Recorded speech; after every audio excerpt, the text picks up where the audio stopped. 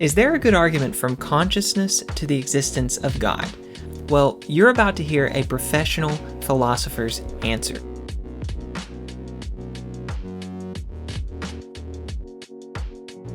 My guest is Dr. Tomas Bogardus, a professor of philosophy at Pepperdine University. Here's this week's question. I'm very interested in arguments from consciousness. That was something that always made naturalism a non-option for me, even when I was really doubting in my college years. It just seems so obvious that we're not only physical beings. Are there good ways to extend arguments from consciousness beyond disproving a materialist/naturalist worldview to argue for the existence of God? Here is Dr. Bogardus' answer. All right, well, I think it would be good to start by making sure we're all on the same page with respect to the views that we're discussing here. When we say dualism, what do we mean? So I think it might be best to start by explaining what reductive materialism is, and then contrast the kinds of dualism with that. So according to reductive materialism, you just are your body, or maybe some part of your body, like a brain. So when it comes to things, reductive materialism says there's only one thing there. You are the same thing as your body or your brain. And reductive materialism says when it comes to mental properties or mental states, things like sensations, thoughts, desires, beliefs, etc., those just are the same as material properties or material states, physical properties, physical states.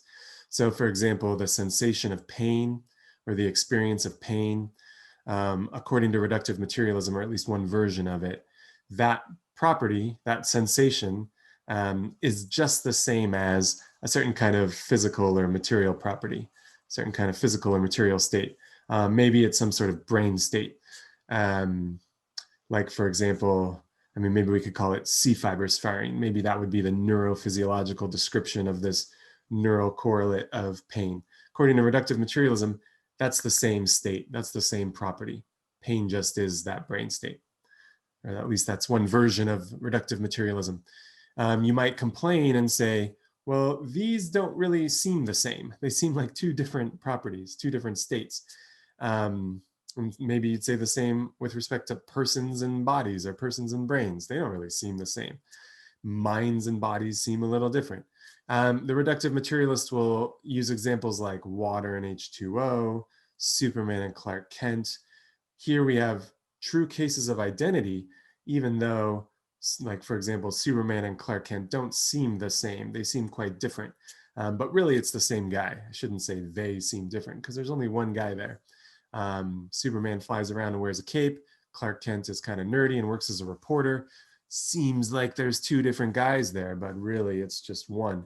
So that's what reductive materialism says about mental properties and material properties, and your body and you. Okay, property dualism agrees with the identity claim about you. You just are your body, or some part of your body like a brain. But property dualism disagrees with reductive materialism when it comes to mental properties. They say sensations are one thing, brain states are something else. These are not the same state, not the same property. Although, according to property dualism, both of these properties, these are both features of the brain. And so in this way, it's sort of like smoke, fire, and wood. So smoke is caused by fire, but it's not the same thing as fire. So similarly, going into a certain kind of brain state will cause you to feel pain. Pain emerges from that brain state. Pain results from that brain state. This is the kind of language property dualists use. But they're distinct. Yet there's only one thing. In the case of the fire, it's wood. Wood is both on fire and producing the smoke.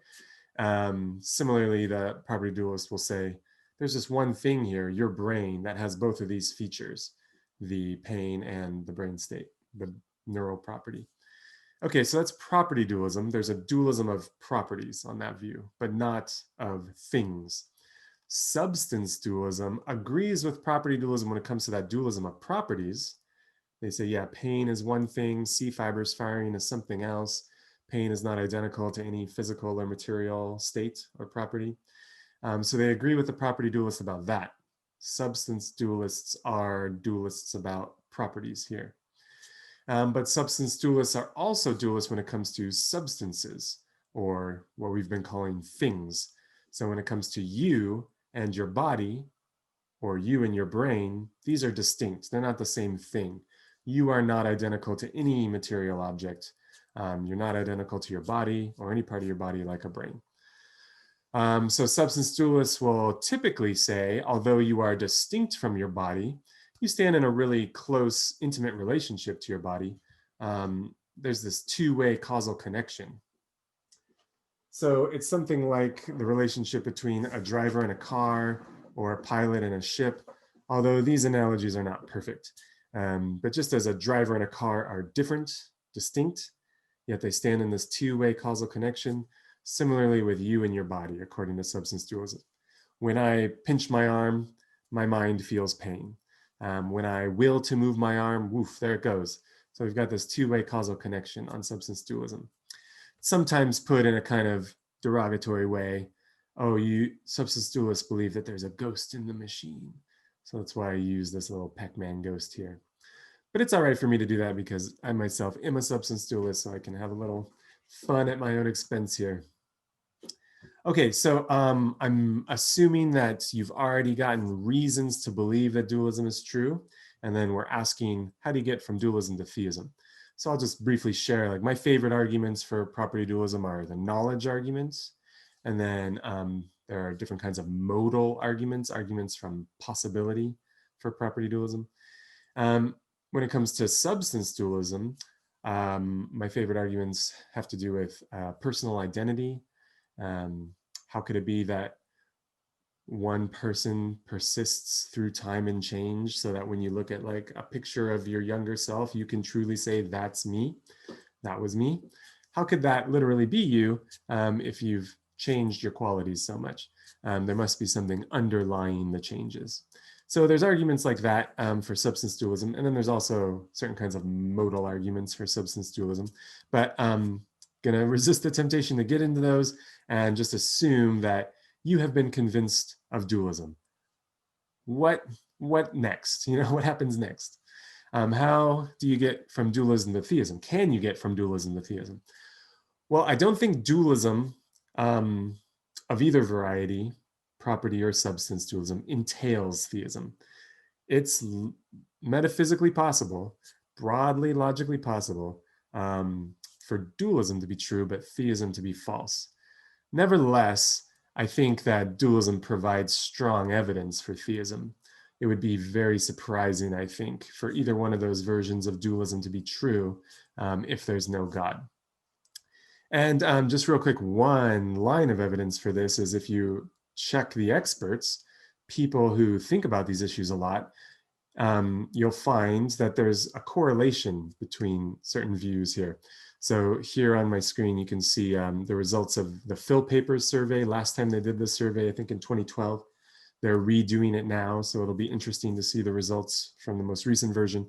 But back when they did it in 2012, they found a really high correlation between non-naturalism and non-physicalism. So if you're not a naturalist when it comes to meta-philosophy, you tend not to be a physicalist when it comes to the mind. Also, here's another interesting and pretty strong correlation. There's a correlation between physicalists, philosophers who accept physicalism, and atheism. So those tend to go together nicely, at least in the minds of the philosophers who answered this survey, 931 target faculty. So that's some evidence that philosophers are picking up on a sort of tension between dualism and atheism. Atheism and physicalism kind of go nicely together. It's like peanut butter and jelly. Dualism and atheism don't fit so nicely together. So what we'll try to figure out today is, why is that, and how surprising would dualism be on atheism? Okay, so I think what we're asking here is, how should I update my confidence in theism if I become convinced of dualism? So I've got a certain confidence level in theism. Maybe it's really high, maybe it's really low. And now we're supposing you have become convinced of dualism. What should happen to your confidence in theism? What should happen? We're not asking what will happen, but what should happen. So philosophers have a pretty firm grasp on this phenomenon. And my understanding, my impression is the dominant view is that Bayes' theorem tells us what to do, how to update our confidence in some belief if we get new evidence. So let me explain how that works. So if we're wondering, what should my new confidence in some thesis be, in some theory? What should it be if I get new evidence?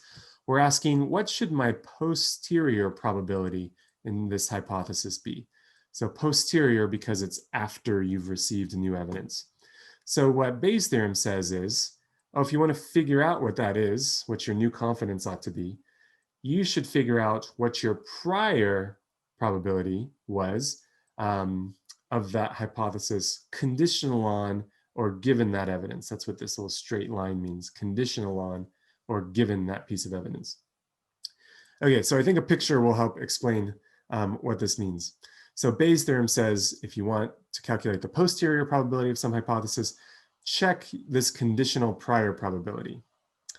And they have a little way of figuring this out. They say, if you want to know this conditional probability, do this. Find the ratio of the prior probability that the hypothesis is true and the evidence obtains or is true. Divide that by the prior probability that you would have gotten this evidence. Okay, let's look at this picture. This picture will help. So this rectangle represents the space of what is possible to you, given your evidence at some time. So how could the world be, given your evidence? We'll capture all of those possibilities in this rectangle. So your evidence rules out some possibilities. Presumably you have evidence that the Earth is round, so all the possibilities in which it's flat are excluded from this rectangle. This rectangle just contains all the things that are consistent with the evidence you actually have. Okay, now the scenarios in which some hypothesis is true will, in most cases, or at least in many cases, just be a subset of all the possible scenarios, all the scenarios that are possible. If you wanted to know, well, what should my confidence in this hypothesis be? It'll just be a simple ratio. What's the ratio of the area covered by this circle, all the scenarios in which the hypothesis is true? What's the ratio of that area to the total area? That's your confidence that the hypothesis is true. If you're really confident, then the hypothesis takes up like most or all of the rectangle. If you think the hypothesis is pretty unlikely, it just takes up a small area of all the possibilities. Okay, and you could similarly ask yourself, how likely do I think it would be that I'd encounter this sort of evidence before you get the evidence? And that too will be just probably a subset of all the possibilities. But now suppose you learn this evidence is in fact true. Well, that means what you've learned is a lot of these possibilities are not in fact possible. The only genuine possibilities are the ones consistent with this evidence. So now instead of having that rectangle capturing all the possibilities for you, all the ways the world could be from your perspective, this little circle E now captures all the ways the world could be from your perspective. So whereas the previous probability of hypothesis H was the ratio of H to the whole rectangle, now, according to this little formula we have here, if you want to know how likely the hypothesis is now, you find the ratio of this colored in area, this yellow area, to the whole area, the whole region of circle E. Okay, and that's what this numerator is telling us. Find the probability of situations where the hypothesis is true and the evidence obtains. That's this, the overlap between circle H and circle E. Divide that by the total area of circle E. So what fraction of circle E is taken up by this colored in area? That's your new probability, your new confidence in this hypothesis, given your evidence. Okay, so even that was pretty abstract. Here's a nice concrete case to help seal the deal. So suppose you roll a fair die, but then I cover it before you can see the results. And I ask you, how likely is it that this die came up 6? So it's a normal die, 6 sides, numbered 1 through 6. What are the odds it came up 6? It's a fair die as well. Okay, so easy, it's 1 out of 6, right? So that's your prior probability that the die came up 6. So we've got all the possibilities represented by this rectangle, just like on the previous slide. The subset of those possibilities that are consistent, that are my hypothesis, the 6 hypothesis, that's just a little subset of the total rectangle, and it's 1/6 of the area. So that's why the probability is 1 out of 6. But now suppose I give you some new evidence. I peek at it and I say, it's greater than 3. It's 4, 5, or 6. It's 4, 5, or 6. So now you've gotten some new evidence. That means you can eliminate some possibilities. So you can eliminate that it's 1, 2, or 3. So now in light of this new evidence, what should your posterior probability be? Well, we'll use this little formula, but you can just do it in your head. You realize, okay, well, the region of space occupied by my hypothesis here is 1/3 of all the remaining possibilities. So this is an easy example. We can do it in our heads. But just for fun, let's look at this mathematical formula here. So what Bayes' theorem tells us is if you want to figure this out, if you want to know your new confidence in the hypothesis, then find this conditional probability. And we'll use this formula to do that. So in our case, the hypothesis is that the die came up 6. And the evidence is it was 4, 5, or 6. It was 4 through 6. It was one of those. So if we want to know what should my new confidence be that it's 6, we should find this prior probability. Okay, and then this version of Bayes' theorem says to do that, find this fraction, solve this fraction. Okay, so let's do that. Let's think about these two terms in the fraction. What is the probability that the die came up 6 and 4 through 6? Well, there's only one way for the die to come up 6 and 4 through 6. It's got to be 6. So that's 1 out of 6. There was one way for that to happen with our prior probability before we got the new evidence. Now ask, prior to getting that new evidence, what was the probability that it was 4 through 6? So prior to getting the new evidence, think about all 6 possibilities. What are the odds that it would be 4 through 6? Well, those are half of the possibilities. So that goes in the denominator here. 1/6 divided by 1/2. When you divide by a fraction, multiply by the reciprocal, you get 2/6 or 1/3. Okay, but for our purposes now, kind of circling back to dualism and theism, I suggest that we use this equivalent version of Bayes' theorem. So it looks a little more complicated, but notice there are only 3 products here that we need to figure out, and 2 of them are the same. So I've got this purple product here. I circled it in purple, or I put this purple outline around it. And then we've got this red product here. This is an equivalent formulation of Bayes' theorem. To give you some evidence that it really is equivalent, let's see it get the right answer here in this little simple sample case with the die. So in order to solve this version of Bayes' theorem, we just need to figure out what the purple product is equal to and what the red product is equal to. And then it's just some simple arithmetic. So the purple product in our case would say, hey, what are the odds that you would have gotten this evidence? That's proposition B here. What are the odds that you would have gotten this evidence that the die is 4 through 6, conditional on the fact that it's a 6. So supposing it was a 6, what are the odds that it would be 4 through 6? And then we multiply that by the prior probability that it's 6. So what is the prior probability that it would be 4 through 6 given that it's 6? Well, if it's 6, then it's definitely 100% 4 to 6. So that's just 1. That's certain. What's the prior probability that it's 6? Well, 1 out of 6. Okay, so the purple product is just 1 out of 6. What about this red product? Well, in our case, what we need to figure out is what's the prior probability that it would be 4 through 6 given that it's not 6? Given that it's not 6. And then multiply that by the prior probability that it's not 6. Well, what are the odds that it would be 4 through 6 before we got that new evidence? What were the odds that it would be 4 through 6 given that it's not 6? Well, there's only 2 ways for it to be 4 through 6 if it's not 6. It's got to be 4 or 5. And those would be 2 of the 5 possibilities. It could be 1, 2, 3, 4, 5. The only way it could be 4 through 6 is 4 through 5. So that's 2 out of 5. What's the probability, the prior probability that's not 6?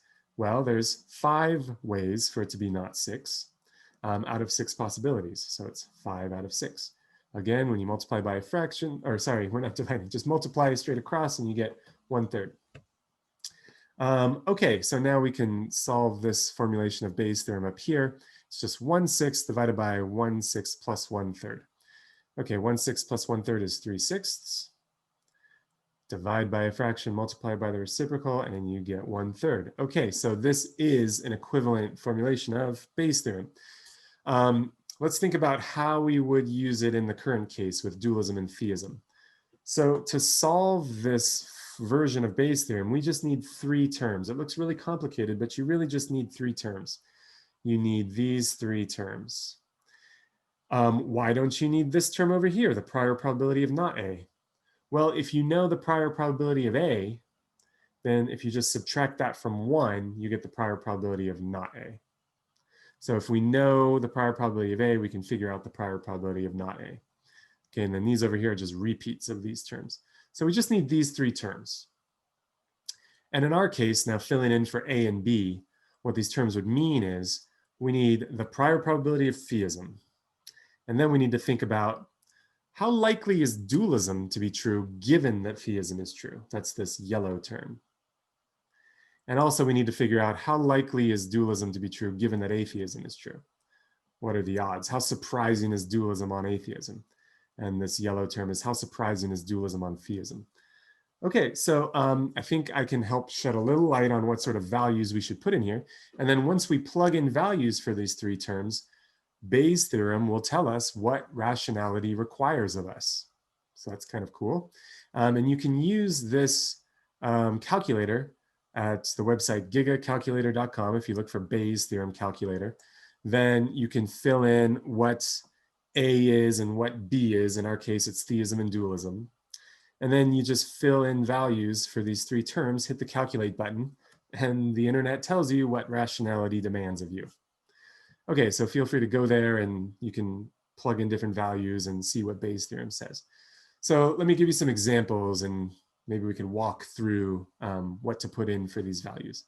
So here are the 3 values we need to come up with. Now the first one is sort of the easiest one, but it's one that I can't really help you with because it's asking, before you became convinced of dualism, how sure were you of theism? What was your confidence in theism? So I'm imagining that you're sort of wondering like, hey, I became convinced of dualism. How should I change my confidence in theism? So we have not yet adjusted our confidence in theism. So now you can just reflect and ask yourself, how confident am I that theism is true? Before I take on this new evidence of dualism, how confident am I in theism? So again, you need to supply that value. Maybe you're a hardcore atheist, so you're going to give that a very low value. Maybe you're only 5% sure that theism is true, 95% sure that it's false. Or maybe you're an agnostic of the variety that's right on the fence and you say it's a 50-50 shot. Then you should put in 50% for the probability of theism. Or maybe you're kind of a wavering theist. You're a theist, but not super confident. So maybe you put 70% in there. Or maybe you're a hardcore theist. You put in like 95%, 99%, whatever. You need to fill in the value for the prior probability of theism. But I think I can help you with these next 2 terms. And really, this is like the crux of the argument from dualism to theism, what we're going to put in for these 2 values. So let's think, what should we put in for this value? What is the prior probability of dualism conditional on theism? In other words, how surprising would dualism be on the supposition that theism is true? So if we're supposing that theism is true, to what degree do we expect dualism to be true? Well, here are some considerations. Theism flat out entails dualism about mental and physical properties. So that half of property dualism, the property dualism part of property dualism, is entailed by theism. So that's some reason to think that at least dualism about properties is not at all surprising if theism's true. Why is it entailed? Well, it's entailed because at least on this understanding of theism, where God is an immaterial mind, an immaterial thinking thing, if God shares some of our mental properties, and if he could share maybe all of our mental properties, then that shows that those mental properties cannot be identical to any physical or material property, because God could have those mental properties, but he doesn't have any physical properties. So we get a kind of modal argument here for dualism of properties. So that part of dualism, both property and substance dualism, is not at all surprising if God exists. So theism doesn't entail substance dualism when it comes to the substance dualist claim that you are distinct from your body. I don't think that's entailed by theism. God could have made, perhaps, could have brought about a world where property dualism is true. We just got the dualism of properties, but not a dualism of substances. But I think that substance dualism is not at all surprising on theism. But here's the bit of evidence that I suggest that theists who want to use this argument focus on. I think that theists who want to use this argument to support theism should focus on laws that are connecting brains and minds. Psychophysical laws, they're sometimes called. So here's something that we observe about the actual universe. We observe that the sort of parameters that govern our existence allow for a flourishing, coherent mental life. Not everybody has a flourishing, coherent mental life, but the conditions are right for a flourishing, coherent mental life. We're not constantly suffering from like schizophrenia, or we're not constantly flipping in and out of consciousness. So I'll talk a little bit more about these laws in a second, but that's the sort of bit of evidence that I think theists should focus on. And I think if you focus on that bit of evidence and ask yourself, how likely is it that we would see laws connecting minds and brains that allow for flourishing, coherent mental lives? That's not at all surprising on theism. So I recommend, or I suggest, that you could conservatively put this value at like 60%. If you put it at 50%, that would mean it's sort of a toss-up. Like maybe God would do that, maybe he wouldn't, I don't know. So I say, let's go a little bit north of 50%, because if God were to create conditions that allowed for flourishing, coherent mental lives, supposing dualism is true, that would not be at all surprising. So I think 60% is a conservative estimate. Now, let's think a little bit more about these laws and whether they would be surprising if there's no God. Well, let's think about those psychophysical laws. I say that if property dualism is true, then in order for us to have coherent, flourishing mental lives, there would need to be very improbable, very fortunate psychophysical laws. So those laws, if there's a dualism of properties, would have this form. When a brain goes into a certain kind of state, then there emerges, or there is produced, a certain kind of sensation or thought or desire or belief. So there will be conditionals linking mental or material states to mental states. Now think about how these laws actually are. So actually, whenever my brain goes into the neural correlate of pain, maybe it's C fibers firing, pain is experienced, pain is produced, pain emerges every time. That happens every time. And similarly for my thoughts and my beliefs and my desires, I've got this nice regularity when it comes to brain states and mental states. And it at least creates the conditions for a flourishing, consistent, coherent mental life. Of course, I could mess that up by like taking drugs or whatever. But the conditions are at least there that would allow for a flourishing, coherent mental life. Okay, now think of all the ways that could have gone wrong. Think of all the many ways the psychophysical laws could have been that would not have allowed for a flourishing, coherent mental life. So it could have been, let me just name a few, and then you'll see how easily this could have gone wrong. It could have been that when brains go into C fibers firing, that state, that actually produces the taste of banana. Or it produces a visual experience of just uniform red. Or it produces nothing at all, no conscious experience at all. So think of all the possibilities that C fibers firing could have produced. Think of all the ways it could have sort of gone wrong. And then also with regard to regularity, we sort of take for granted that C fibers firing will always be associated with pain, but that could have been different. It could have varied radically and wildly, so that on Mondays, C fibers firing produces pain, but on Tuesdays, it produces the taste of banana. Wednesdays, it produces a smell of skunk or whatever. Thursday's an off day, produces nothing at all, and so on. Or it could have varied from minute to minute, hour to hour. It could have varied radically, wildly, could have been totally irregular. Now, none of that would have allowed for a coherent, flourishing mental life. So I think that when you consider all the ways the psychophysical laws could have been, you'll realize that only a tiny subset of those allow for a flourishing, coherent mental life. So the fact that we find ourselves in there, if dualism is true, that would require psychophysical laws that are super surprising if there's no God. We start suspecting design. It starts looking a lot like design. And this might remind you of like the design argument, a kind of fine-tuning argument. And I think that's basically what this is.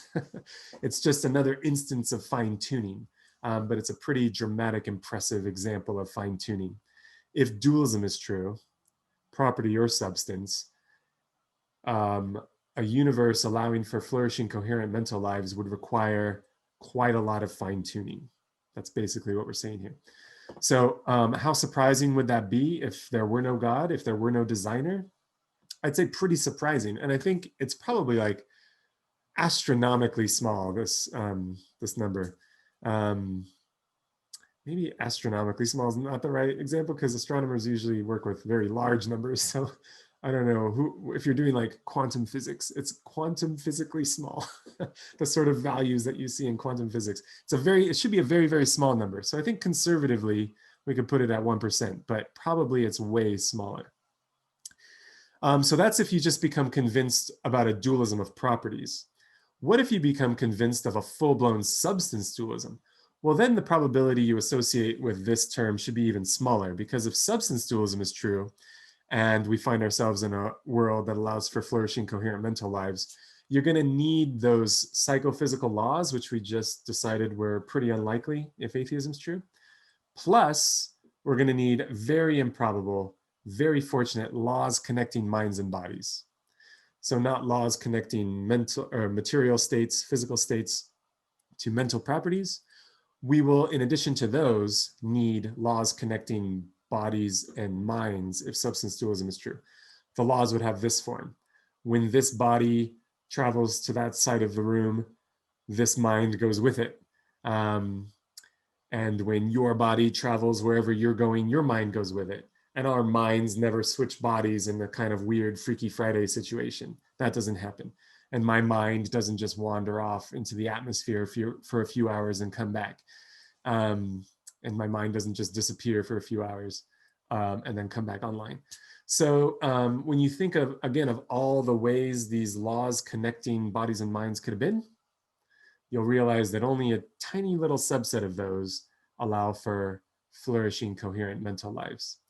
So if substance dualism is true, we'll need finely tuned psychophysical laws and finely tuned laws connecting minds and bodies.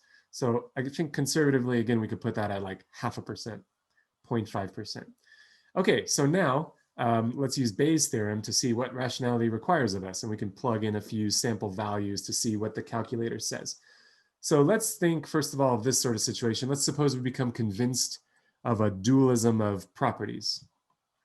And let's say we're dealing with a pretty hardcore atheist who's 5% sure that theism is true, 95% sure that atheism is true. So we'll put 5% in here for this value. We say that dualism, either of the property form or the substance form, isn't super surprising on theism. It's somewhat expected. So conservatively, we put 60% in there. And now what are the odds of, let's deal with property dualism. Suppose we become convinced only of a dualism of properties. So we put 1% in here for the probability of dualism on atheism. Oh, this little symbol, by the way, means not. Should have mentioned that earlier, but you probably picked up on that already. This little garden hoe sign means not. Okay, so if we put in those values, hit the calculate button, the gods of mathematics tell us that rationality requires us to go from 5% confidence in theism to almost 76% confidence in theism. So pretty squarely in the theist camp. So even a pretty hardcore atheist should become a theist in light of this evidence using these conservative values. Imagine if you put like more realistic, more ambitious values in there. Okay, let's think about substance dualism. So we put 0.5% in there. Now the hardcore atheist, according to Bayes' theorem, should become 86% confident that theism's true. So that's pretty powerful evidence to move somebody from pretty hardcore atheism to squarely in the theist camp, quite confident that theism's true. Okay, let's think about an agnostic. We'll put 50% in here for the prior probability of theism. Suppose an agnostic becomes convinced just of a dualism about properties, not a dualism of substances, just dualism of properties. So we put 60% in here for this value, 1% for this value, hit calculate, and then boom, the agnostic needs to go from 50% confident that God exists to near certainty that God exists, which is pretty wild. 98% sure that God exists. Okay, I'm going to skip the theist stuff. Let's just imagine the agnostic becomes convinced of a full-blown dualism of substances, dualism of properties and substances. Well, then Bayes' theorem requires 99% confidence in theism. So as I said, let's skip the wavering theist stuff. I think you can see that if you start out as a theist and you get this evidence, obviously you're going to become super certain that God exists in light of this evidence. Let's think about a really hardcore atheist. So like 1% sure that theism is true, 99% sure that atheism is true. Using these conservative values, supposing the atheist becomes convinced of substance dualism, rationality requires going past agnosticism into slight confidence that theism is true. So even a very hardcore atheist should be moved quite a bit on the scale here, past agnosticism into theism territory. Okay, so I think that's pretty exciting, pretty dramatic evidence, sort of impressive. So we can just end with a little meme here. This is you wondering whether theism is true, and then here comes dualism to tell you, yeah, buddy, it is. Dualism counts as pretty surprising, pretty impressive evidence that theism is true. All right, that's it for me. Thanks. Thank you so much, Dr. Bogardus. That was awesome. If you'd like to participate in Ask a Scholar, you can do that by becoming one of my patrons. Just go to www.patreon.com/ccapologetics and sign up for level 2 or level 3. I appreciate you watching the video. See you soon.